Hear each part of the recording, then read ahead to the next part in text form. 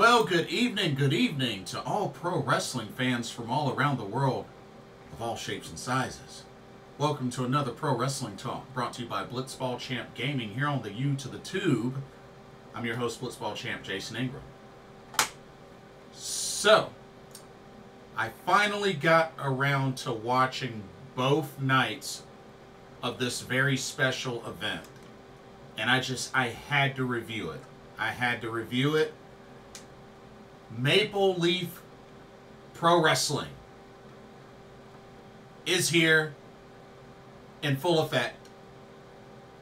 And it just came right blasting the doors off the competition with a big two-night event. Maple Leaf Pro Wrestling Forged in Excellence. That's right. And I had to go through... I had to get on here and review it. But yeah, two nights. And this took place, so two nights on October 19th and 20th. Both nights were at the St. Clair College in Windsor, Ontario, Canada. Of course, this was available on Triller TV both nights. Big shout outs to the commentary duel of Don Callis and Mauro Ranallo. Of course, many may remember Mauro Ranallo during his time doing commentary for WWE NXT, which one of my favorite commentators. Love his work. Not very fond of Don Callis, but you know what? They did pretty good together on the commentary table. So, I definitely like that. Mauro Ranallo did an amazing job, as expected, as usual. But yeah, two nights. Had quite some interesting cards for both nights. But let's go ahead and let's start off with night one. So let me get the graphics out for night one. Pretty much I got one big graphic that just shows off the whole card. So that's what we're gonna do. Alright, let's get started. Night one. Okay, we're gonna start right here at the bottom and work our way right on up. Okay, here at the bottom, starting out, we had a six-man tag match. Team number one, we had Josh Alexander, Stu Grayson, and El Phantasmo. And they took on the trio of Trevor Lee, Rocky Romero, and Alex Zayne. Quite a very entertaining match to start off night one. You know, it was a little over 13 minutes. But it was a great back and forth showdown. I definitely love the triple sharpshooters from Stu Grayson, Josh Alexander, and El Phantasmo. I thought that was a pretty cool spot. But I really felt like all six wrestlers were showcased really well, even within that amount of time. But solid opening match. Josh Alexander got the pin for his team after hitting Rocky Romero with a C4 spike and pinning him for the 1-2-3.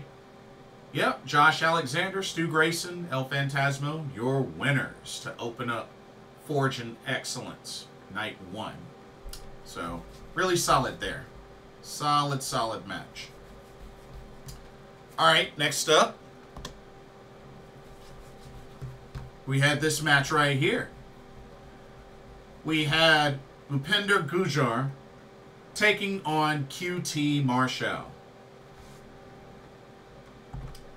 Match was alright for the most part.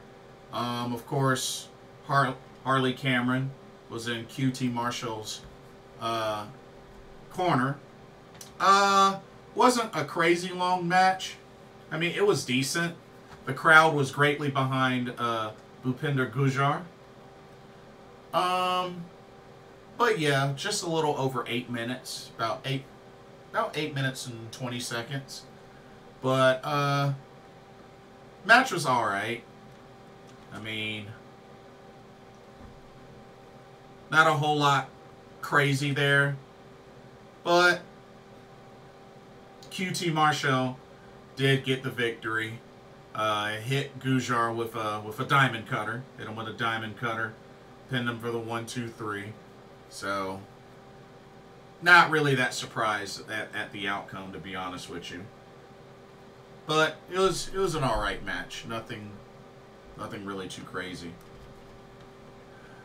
All right, let's go to the next match.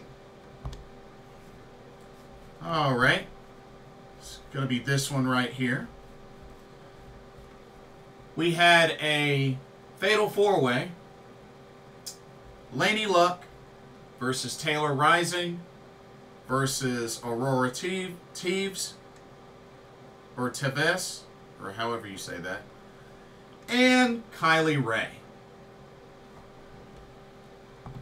To be honest, the match really wasn't that long. I think it was about a little under 7 minutes. So it really wasn't that long, especially for a fatal 4-way. Kind of a bummer. And the finish was really weird. Now, it was really weird. So, pretty much, Kylie Ray super kicks Aurora, and then she just kind of falls on Laynie Luck for the pin. Or technically, no, I got that wrong. Kylie Ray super kicked Laynie Luck, which I believe was, they were former tag partners a long time ago. She super kicked Laynie Luck and then kind of slumped, fell on top of Aurora, and then just got the 3 count from just pinning her like that. Slumping down on her after hitting a super kick. It was a weak finish. It was a really weak finish, to be honest with you. I mean, already the match wasn't too long, but that was a pretty weak finish. I mean, I just got to keep it real. That was a pretty weak finish.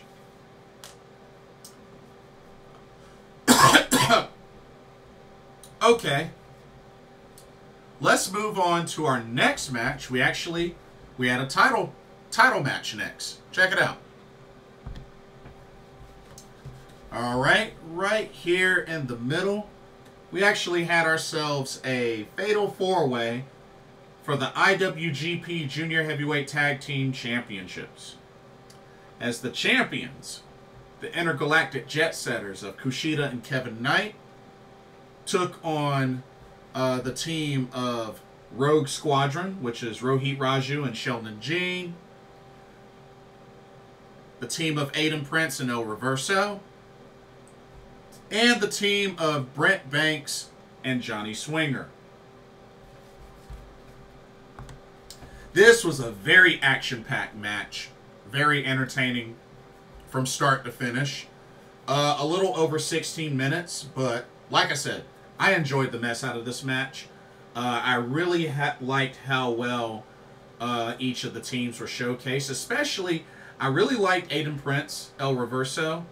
I thought they looked really cool. I like Brent Banks as well. These are my first time seeing them, and I thought they did excellent.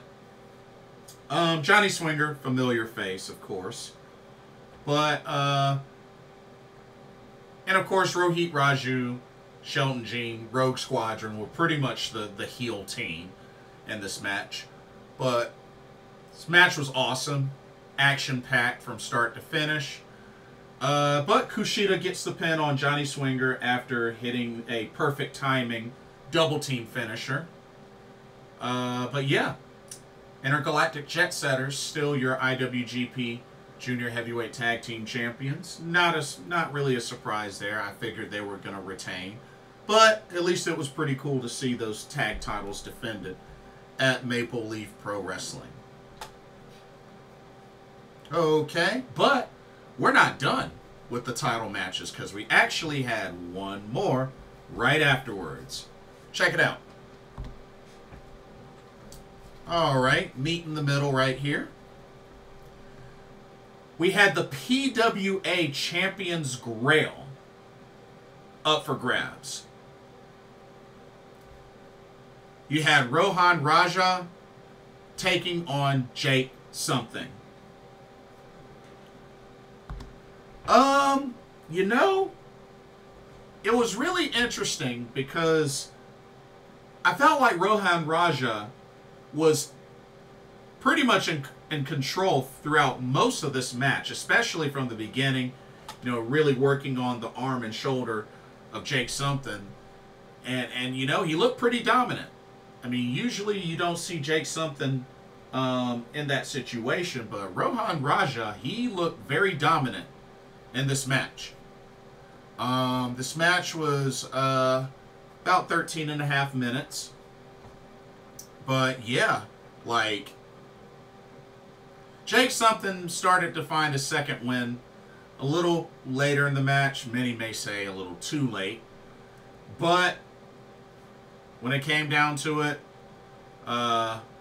Rohan Raja hit Jake something with a Seek and Destroy. Pinned him for the 1, 2, 3. And Rohan Raja, who apparently calls himself the Ascending King, wins the vacant PWA Champions Grail.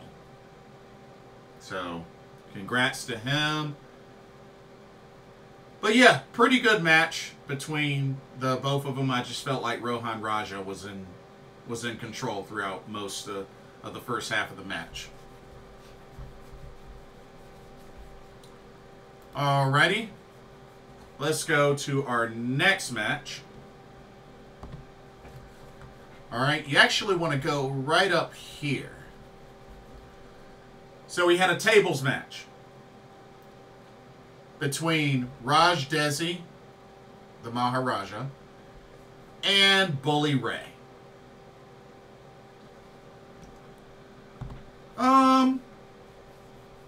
Match was alright. Not really a match that I was that invested in, to be honest with you. But you know, I've never really been a big fan of the Maharaja. And, you know, I don't mind Bully Ray, but just, I wasn't that crazy invested. This match was a little under 9 minutes, so about 8 minutes, 50 seconds. But, it was okay. While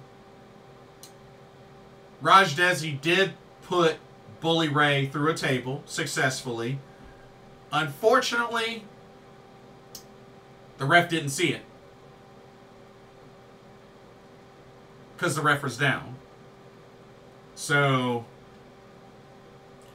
Raj Dhesi tried to get the referee back up, but QT Marshall comes down, interferes,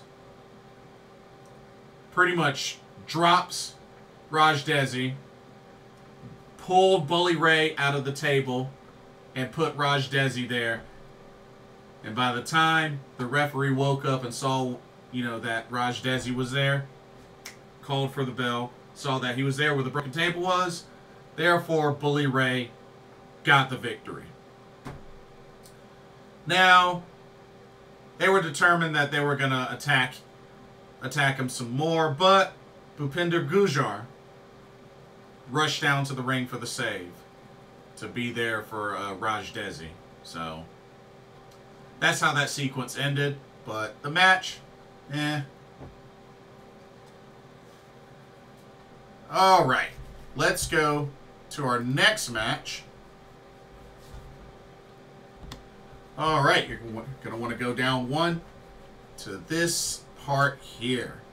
We had ourselves a match between Gisele Shaw and Miyu Yamashita, with an extra stipulation that if Miyu Yamashita won, she would get added to a special championship match in night 2, which I'll go into later. Match was good. I'm not sure if these two have faced each other before, but I enjoyed it. I enjoyed just the smack talk back and forth as well, especially from Miyu Yamashita. Just, come on, baby. That was really cool seeing Miyu Yamashita talk a little smack, you know, kind of bait and, you know, challenge and dare Gisele Shaw to attack her. So I thought that was pretty cool. It was a nice back and forth between both these wrestlers. And, you know, Gisele Shaw is at home. You know, this was actually her hometown. So definitely. But, you know, I would say the crowd was pretty split between the both of them. I mean, they also like Miyu Yamashita as well.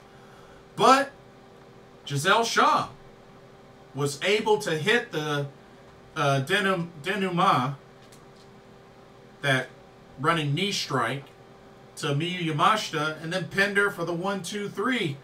And Gisele Shaw, big win over the Pink Striker, the ace of Tokyo Joshi Pro Wrestling's Miyu Yamashita. That's a big win.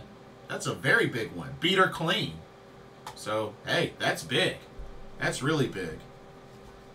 But great match. Great match. And then for the main event of night 1 of MLPW Forged in Excellence, you had a special singles match right here at the top. Speedball Mike Bailey versus Konosuke Takeshita. Match phenomenal. Action-packed. Excellent. Which I believe this got a 5-star from WON. Match was 24 minutes, 39 seconds of excellent, insane action between both of these world-class superstars. Hard-hitting, high-flying, fighting spirit shown from both. Really could have gone either way. Some incredible spots in this match. But, oh, and also great sign of sportsmanship at the beginning of the match as well. But it took one raging fire from Takeshita, that spinning falcon arrow, to put away Speedball Mike Bailey for the 1-2-3. Konosuke Takeshita, your winner. Even had a moment afterwards where Josh Alexander came down, which, you know, is to be his opponent for night 2. But overall, night 1, pretty good. Pretty good. Now, before we go into night 2, here's a quick word on the sponsor of this video, Game Beauty. Check them out. As you continue to enjoy content here at Blitzball Champ Gaming, be sure you take a moment to check out Game Beauty. Beauty inspired by gaming. Game Beauty brings to you video game related makeup and cosmetic products. You have products such as eyeshadow palettes, elemental pearl highlighters, eyeshadow brushes, liquid eyeliner pens by Akideris, and even non-makeup products like graphic tees. They even have special collaboration makeup kits, such as this Persona 5 Heat Wave Brush Single, Metaverse Bundle, and even a Phantom Thieves Limited Edition Makeup Collection.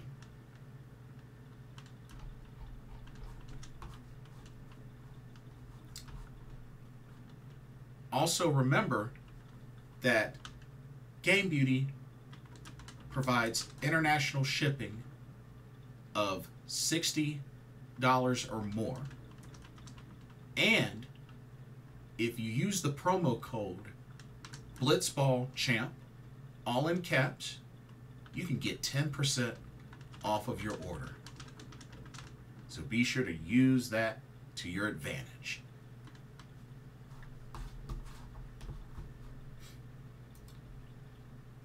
Now, back to your regularly scheduled video.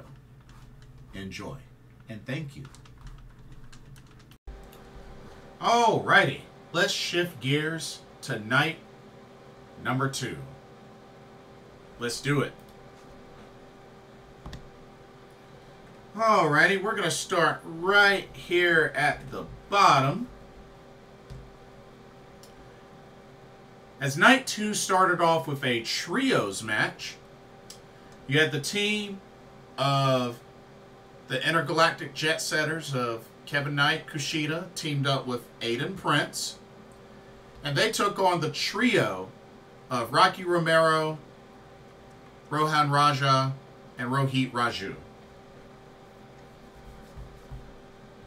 Quite a combination there. Quite a way to open up night 2. You know, just a little over 11 minutes.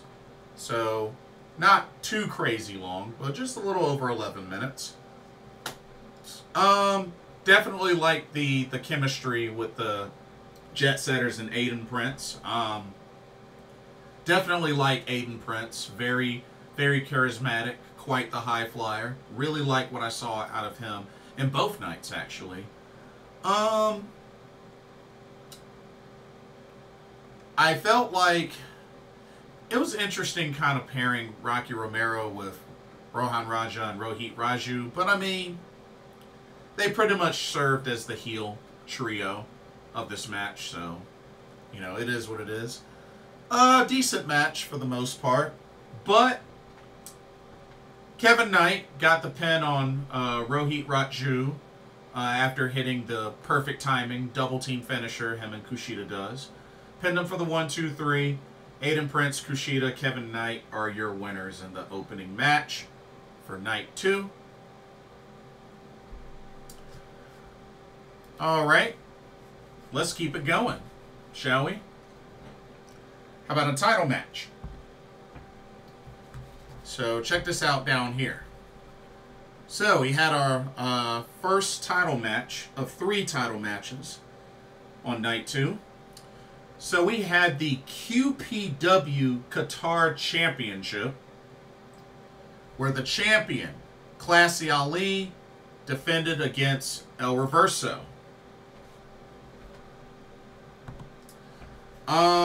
To be honest, I was a little bummed because the match was short. It was a little over 6.5 minutes. Yeah, it was a very short match. I liked what I saw out of El Reverso. Wasn't really feeling Classy Ali. I don't know. It just felt kind of bland to me. But yeah, the match was really short. It was really short. But El Reverso was able to get the victory, pinning Classy Ali after hitting a 5-star frog splash moonsault. Yeah, you heard that right. A 5-star frog splash moonsault. It was interesting. But in doing that and pinning Ali for 1, 2, 3, El Reverso is your new QPW Qatar champion. I don't know how often or where he's going to defend this title, but hey, he's a champion. Good stuff. Match was too short, but congratulations to El Reverso. Alright, let's go to our next match. We're going to go to the ladies. So right here, third from the bottom, had ourselves a tag team match. You had the team of Laynie Luck and Harley Cameron taking on the team of the Pink Striker Miyu Yamashita and Smiley Kylie Ray.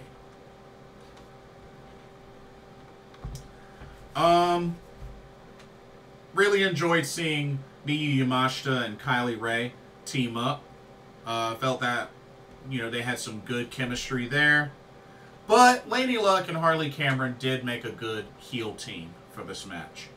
So, you know, I was definitely digging this match as a whole. Was just a little under 10 minutes, not quite at that 10-minute mark. But decent for what it was. Decent for what it was. It was good to see the skull kick come out in this match, and it actually was key in victory as Miyu Yamashita hit Laynie Luck with a skull kick and then pinned her for the 1-2-3.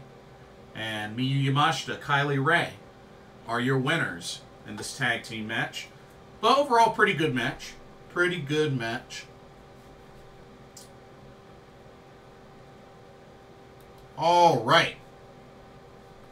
We had a very entertaining, action-packed match next that really had a lot of non-stop action. All right. Check this out right here. We had a 6-man scramble match. We had Jake Something versus Trevor Lee versus Stu Grayson versus Sheldon Jane versus Mike Rollins versus Alex Zayne. Now, to be honest with you, I've heard of everybody in this match except Mike Rollins. Had no idea who this dude was. This was my first time seeing him. But I felt like he exemplified the most charisma in this match. I mean, with the body slams and just getting the crowd hyped and revved up, and just really was consistent with that in this match. Everybody else I felt did good. This was a good lineup for this match. I mean, like I said, I'm very familiar with the other wrestlers as well. I've even met Trevor Lee. So, you know, Trevor Lee's from North Carolina. But, surprisingly enough, as folks were getting dumped outside of the ring near the end, Mike Rollins, or as they call him, Psycho Mike Rollins, ended up rolling up Alex Zayne with a schoolboy for the 1-2-3. And Mike Rollins wins this 6-man scramble. Not who I would have expected to win, but hey, he was very charismatic throughout the whole match. So, hey, I can't hate the result. I can't hate the result. You know what I mean? So, it's all good. All right, let's keep it going. Next match. Right up in here. Had ourselves a singles match between two proud Canadians. Excellent wrestlers. We had Speedball Mike Bailey versus El Phantasmo. First off, great sign of sportsmanship at the beginning. Both of them shaking hands. Good dose of striking, high flying. I mean, both are good high flyers as well. Very action-packed match from start to finish. I really had no complaints. Really had no complaints. This was a solid match. But Speedball Mike Bailey was able to get the victory, pinning ELP with a flamingo driver. Although I was kind of surprised that ELP didn't win, especially after he hit Mike Bailey with a CR2, and usually that's his finisher, but But Spike Bailey, or not Spike, Speedball Mike Bailey was able to hit the Flamingo Driver for the win. But an excellent match between both of these Canadians. I like them both. I've met Speedball. I haven't met El Phantasmo, but I hope to someday. But yeah, excellent match. Alright, next up. So next up, we had ourselves a tag match. We had the team of QT Marshall and Bully Ray taking on the team of Dhesi and Bhupinder Gujjar.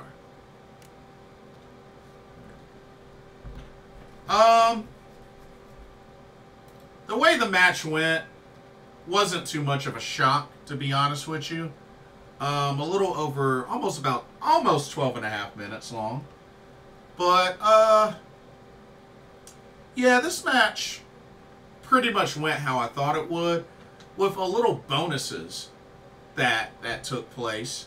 So, a very interesting exchange. Of course, Bully Ray was in full-on heel for the show, you know, night 1 and night 2.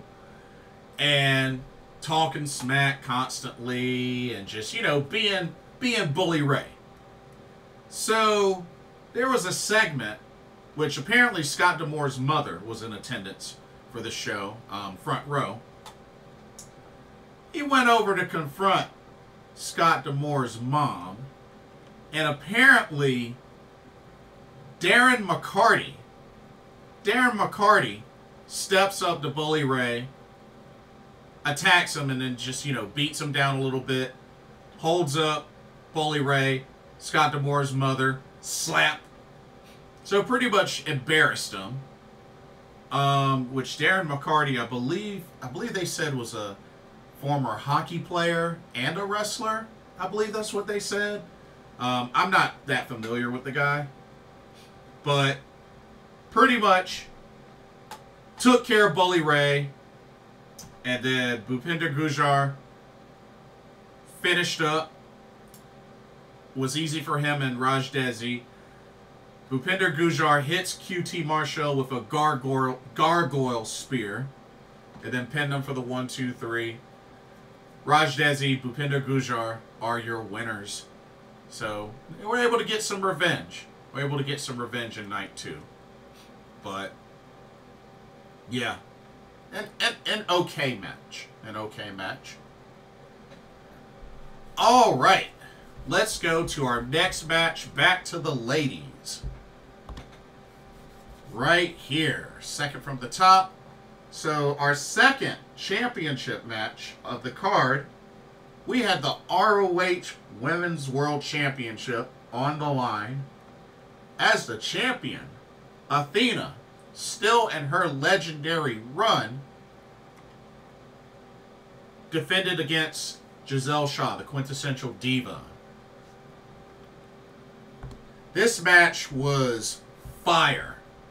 And if you ask me, what of, if not, Gisele Shaw's best match in her career? Because she put on a banger with Athena. Almost went 24 minutes. It was about 23 minutes, 52 seconds. But this match was fire. I mean, back and forth. Gisele Shaw really, really pushed Athena to the limit. I mean, like I said, it was phenomenal. It was really phenomenal. But in due time, when it was all said and done, Athena continues to show why she is the greatest ROH champion. As she hits the Eclipse on Gisele Shaw, pinned her for the 1, 2, 3. Athena, still your legendary ROH Women's World Champion. She now has 23 successful defenses. 23. Wow. Wow. and no signs of slowing down. And to be honest with you, there's really no telling when she'll finally lose that title. I don't even know who should be the one to do it. I don't know who should be the one to do it, to be honest with you. I mean, maybe... I don't know. I just don't know. Yeah, I don't know. But, I mean, maybe Billie Starkz. I mean, she kind of, you know, left her behind. You know, used to be a minion, but I don't know. Maybe Billie Starkz may be the one to dethrone her. I don't know. I really don't know.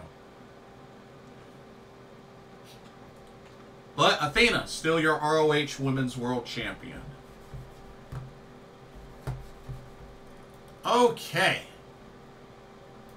And then finally, the main event of Forged in Excellence Night 2, which went almost a full 30 minutes. Feast your eyes up top as the AEW International Championship was put on the line as the champion Konosuke Takeshita defended against the walking weapon Josh Alexander. This also was a fire match. From start to finish, hard hitting, back and forth, and it was phenomenal. It was definitely phenomenal. It didn't get as high of a rating as Takeshita Speedball, but still, this was an excellent match. Overall, I have to say my favorite match, though, was the ROH Women's Championship match. But this did not disappoint whatsoever. You got two very phenomenal wrestlers and didn't hold anything back. Also, great sign of sportsmanship as well. But when it all came down to the end,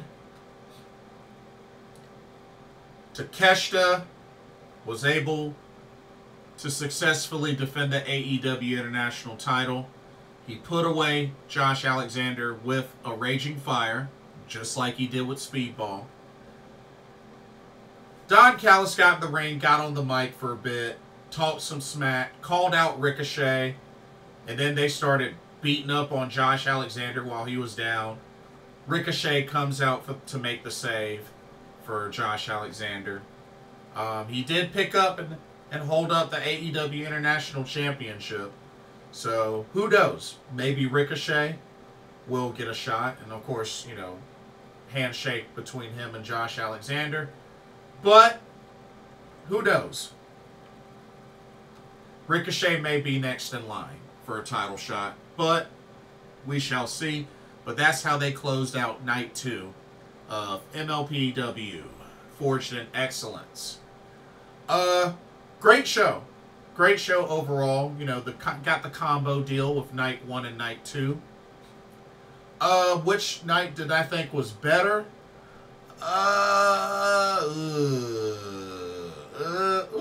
Probably Night 2. I'd have to say Night 2 was better than Night 1. You know, Night 1 had its moments, but I have to say Night 2 was definitely the better of the two. But I'm curious to see, you know, now that MLPW is here on the scene, I'm curious to see if they'll have like a schedule, or, you know what, they'll do some more shows like this. And yeah, looks like a promotion to keep an eye out for.